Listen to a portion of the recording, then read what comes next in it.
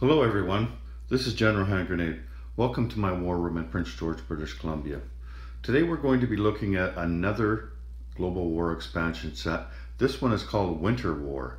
This is a pretty good set, it looks like. It's about Finland. It's another one of those sets that you know, when you're trying to populate your game, when you first buy this game and you're adding pieces to it to try to get enough pieces, this would be a good one to get because it gives you a lot of pieces. It gives you a bunch of Russian pieces, and of course it gives you the Finnish pieces because this is Finland versus Russia, kind of a side war, right? And it's called Winter War. So let's just take a look at what you get here. Let's just move this over here. Okay, so I put it on this white piece of paper because it's Winter War, right? Snow is white. Anyway, so here on the left side we have, these are the Finnish forces. There you get a medium bomber with that and a fighter, and you get 4 infantry pieces and a couple of artillery and a armored car. And then you get these things here. These are UT Jager chips. Now these are the elite Finnish ski troops, and we'll get into them. These are the Sissi militia. We'll get into those as well. And down at the bottom we also have 4 ski troops, and there's also they give you a marker here like they do with some of the sets, but I don't use these markers. I'll be replacing this with 3D factory piece, but they give you those. This is a minor factory. Now I didn't see in the rules there how you would use that minor factory. It lists it on the Finland side, but I'm not sure. Like you would get it through Lend-Lease, obviously, but Finland doesn't get any money, so I'm not sure how you would use that to buy anything. Anyway, over here on this side we have see, you get quite a few Russian pieces, and I didn't put flight stands on my Russian planes here because I've got a ton of Russian planes, like more than I need in this game. So I haven't bothered putting flight stands on these or painting them for that matter, because then I can just do them any color I want. If I decide I need more Russians, then I'll paint them in my Russian colors. As you can see, the Russian color here is a little bit darker. This is a maroon color. That's the color that I paint them in. But this is the color you get them in. You get them in the Russian brown, the HBG Russian brown. So you get a couple of medium bombers, and you get a couple of the early war fighters, the 4 infantry there. You get a couple of armored cars and 2 light tanks and 2 artillery. And then you get this thing here. This is called an Aerosani, I believe. I think that's how you pronounce it. And what it is, a very early attempt at a snowmobile, but it would be a big one, right? And it's like a war snowmobile. It probably got guns on it and stuff. Now, you can also buy these Aerosanis from Shapeways through historical board gaming site on Shapeways. They have a shop on Shapeways. You'll notice if you ever go to Shapeways that it's not just one store with everything. Like it's a website with hundreds or maybe even thousands of different stores. And so HBG store on there, you can also buy them too. So this is the one that I bought on Shapeways, and you can see it's slightly different color. This is the color I paint my guys in, right? My Russian guys.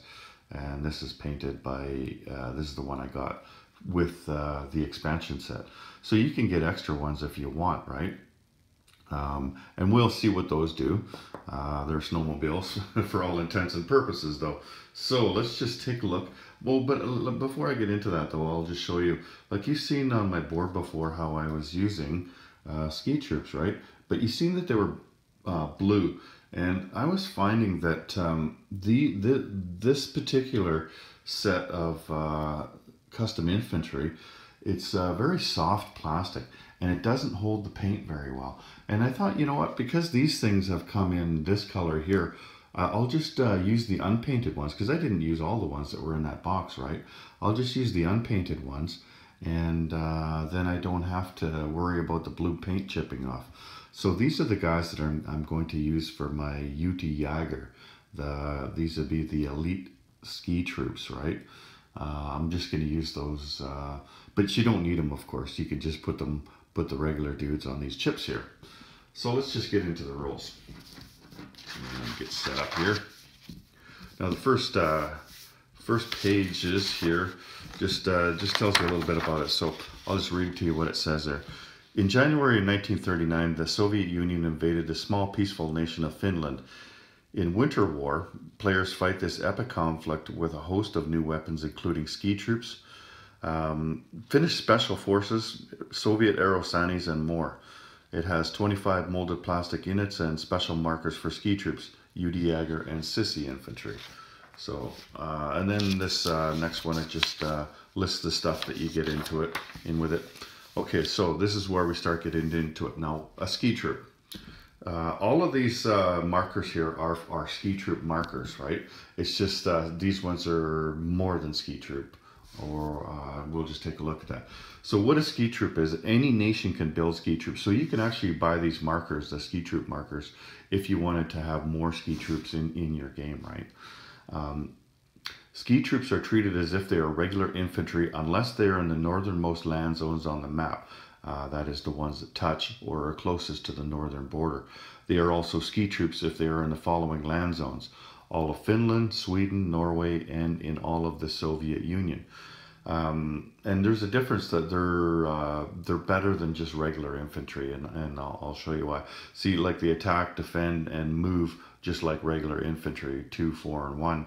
The cost is 1 more, but the reason is because ski troops have first strike. So when you go to roll your artillery at the beginning of a battle, you're also going to roll your ski troops, and then you would remove any casualties, and then you start rolling the rest of the stuff, right? And also, a ski troop can retreat even if they're the defender. So the attacker gets their shot at them, and let's say they miss, then the ski troop says bye-bye, and they get on their skis and away they go, right? Okay, so the Finnish Jägers, and that's this one here. You see the marker here on the page. That's this marker right here. Okay, so they are elite Finnish troops, and you start the game with it says elite troops on the Finnish board, and so you would replace them with these things, the elite ski troops. All Jägers are ski troops. Finland can buy 1 Jäger unit per turn. Jäger troops were recruited from the most able men and were extremely capable fighters. The UT Jäger were Finnish long-range reconnaissance units organized by the Continuation War, or for the Continuation War against the Soviet Union. This unit consisted of about 740 men and women and was equipped with amphibious HE-115 float planes. The UT Jäger were often used to disrupt Soviet supply lines. So these guys were they would just ski in and disrupt the supply lines and then take off, right? So now they're like your elite infantry. There's others, you know, like elite Marines and stuff like that. Similar numbers. So 3, 5, movement of 1, attack 3, defense 5, movement of 1. And again, still the cost is at 4. And they're the same as ski troops. So like they have that first strike. They can retreat, but also they have a target selection of 1 against an armor class unit. So if you roll a 1, then you get to pick the casualty. And what else? Okay, so now we have the CC militia, and that's these things here, and that's your Finnish militia, right? So they were organized at about half the strength of a regular battalion. These units were formed from second-line troops and intended for irregular warfare. In reality, they were used to shore up Finnish defenses. So they attack at 1, defend at 2, they move 1, and they cost 2. So they're like the regular militia that are on the board. The difference is that they can move 1 space within Finnish territory. Like you couldn't move them out of Finnish territory, but you can move them within the three territories that are Finland. But also they have first strike, and they're also ski troops. So all that means that they can retreat as well. Sorry, yeah, they have first strike and they can retreat. So that's a little bit better than the militia that you see in the rest of the game, but they are militia though. Okay, now the Soviet units, you know what all the other Soviet units are. We've gone through those before. But the Aerosani though, that's the one thing here. And here we are. this thing. So the RF-8 represents a motorized ski unit of the Soviet Union. The RF-8 has first strike. It cannot attack or defend in an area that a ski troop could not be used in the previous rules that we talked about.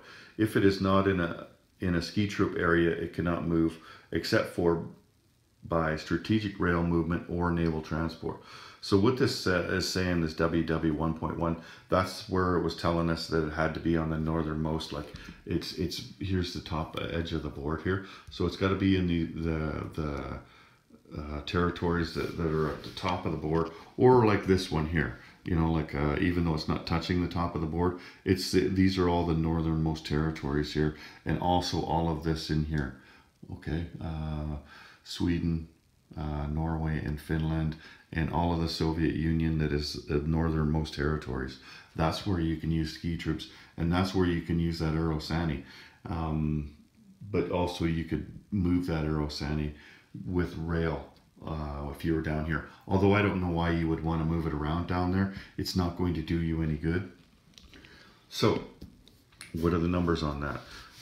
It's got an attack of 2, a defense of 2, a movement of 1, and a cost of 2. So it's not as good as one of those ski troops. But it does have first strike. So looks like in the Winter War, you're going to have a lot of first striking going on. Oh, here you go, yeah. So, expanded intervention. Allied intervention. If the USSR is at war with a neutral Finland, Germany, France, and Britain can send Lend-Lease to Finland, tracing a Lend-Lease supply path through neutral Norway and Sweden. They may do this after the USSR attacks and until Finland aligns to a major power or is conquered. So let's just take a look over here. I've taken the troops off of Finland for now, but they're saying that you can Lend-Lease through Norway or through Sweden here. Like Sweden has a port here, so you could go through the port and on the rail line, and the rail line goes through all 3 Finnish territories here. Okay, or you could just go through this port if you wanted to as well, right? Unless you know, like you wouldn't be able to do it right now because there's 3 boats that are blockading that. But you could still go through here though, right? All right. Geez, you know, like I could see Germany wanting to do that, but I'm not sure that France and Britain will want to do it unless they see the Soviet Union as a great threat. And the problem with that is that this happens in 1939, right? And like basically before Germany and Russia are at war. So it's tough to see Russia as a threat to the Allies before that point. But I'll see though, like it's a matter of playing the game and a few times with this setup and seeing if it's advantageous. I know for sure the last game that I played, the Russians won that game. And so if you think that the Russians have it pretty easy, depending on what the Germans are doing or something like that. Like if the Germans are going to try Sea Lion or something, then perhaps you need something to curb the Russians. And so in that case, then maybe the British or the French might Lend-Lease to Finland to put a monkey wrench into the Russian plans. So you are going to have some setup changes here. Now, as far as Finland goes, you replace all the Finnish forces with the following. So the Viipuri, those are those elite troops that you had. Or in Viipuri, that's where you had those elite troops. You're going to have 2 UT-Jager, 2 Sissy militia, and you change the 3 elite with 3 the elite infantry that you normally get with the UT-Jager as well. Does that mean you get 5 UT-Jager? Huh.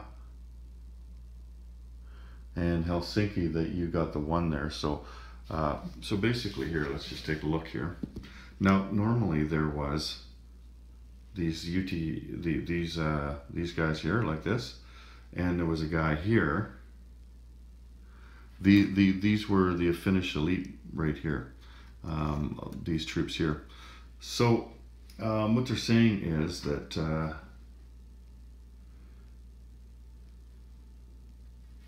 that you would put this chip underneath here to make him UT Yager, so he's not just an elite infantry, he's an elite ski troop. And also put this here, but I think they're saying you add 2 more though, which means you'd have 5 of them there. So let's just grab a couple of chips there. So that makes it pretty formidable then, because you also get, over here, you also get a couple of sissy militias.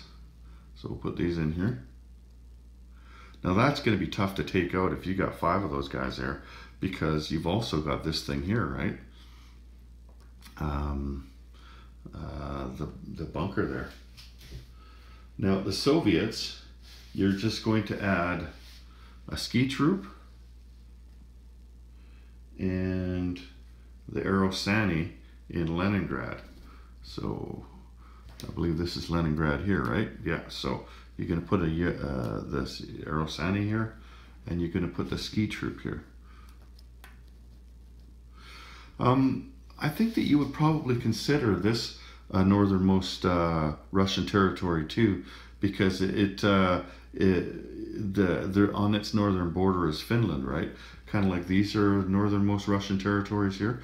I think that you would have to consider Leningrad to be Russian. But it does say though that, where was it there? Ski troops. Oh, it just says the northernmost land. Okay. I thought there was something else in here. Sorry, just going through this bit. I had read this, trust me. Okay, so now there's a couple of ways that this could play out. Let's just move this back a bit. There's a couple ways that this could play out. Now, if the USSR and Germany sign the Molotov-Ribbentrop Pact, once the pact is signed, then the USSR can attack and attempt to capture this land zone here, right? After which the war is over and Finland and the USSR return to a peaceful status. Usually the USSR will win this battle, but if they don't, Finland would remain under the German control until they do. Afterwards, Germany would not maintain control of Finland, but Finland will align with Germany as soon as Germany and the USSR are at war. Just want to check something here.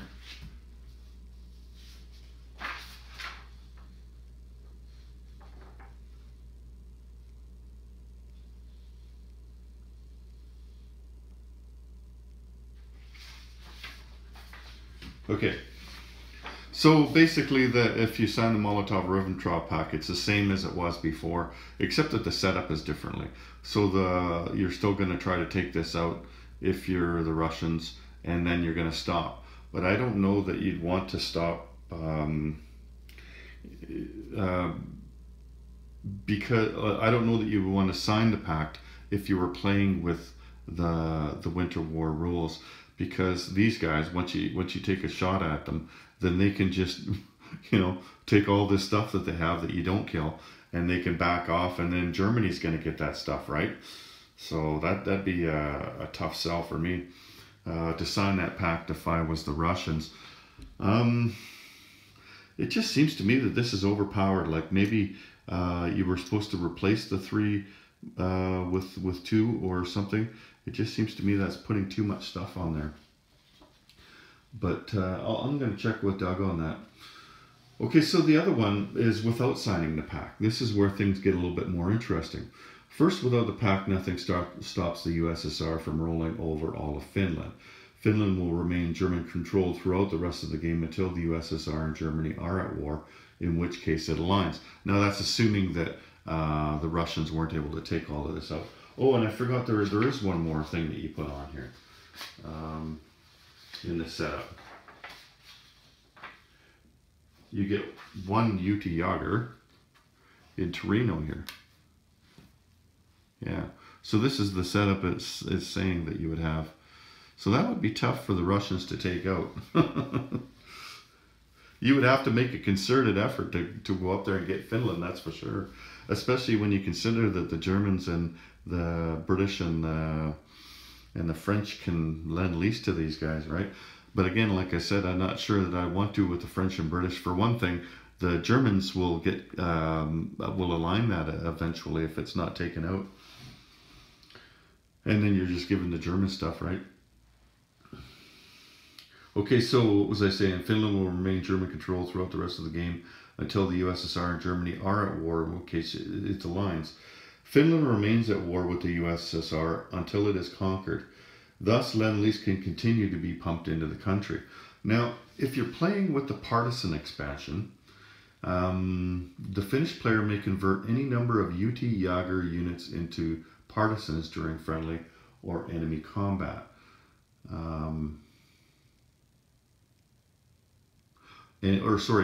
During friendly or enemy combat movement. The unit remains a partisan for the rest of the game. Assistee infantry that is selected as a casualty is not eliminated but replaced with a partisan. I'm not sure why you would want to do that though. Convert them into UT Jager units. Because these things are so much tougher than partisans are.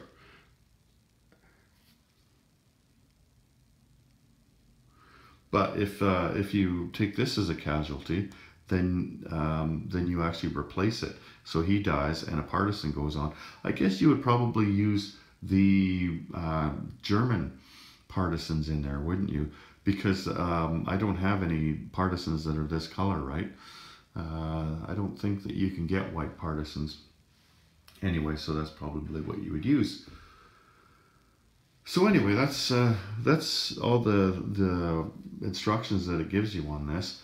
If this is the correct setup, then that would be pretty tough for the Russians to go in there, because all you're getting is this little Aerosani here and a ski troop. You're going to have to purchase a whole lot more in order to take that. That's the 1936 setup, but in the 1939 setup, you would also add one light infantry and one armored car for the Soviets in Leningrad here. So that's a little bit better.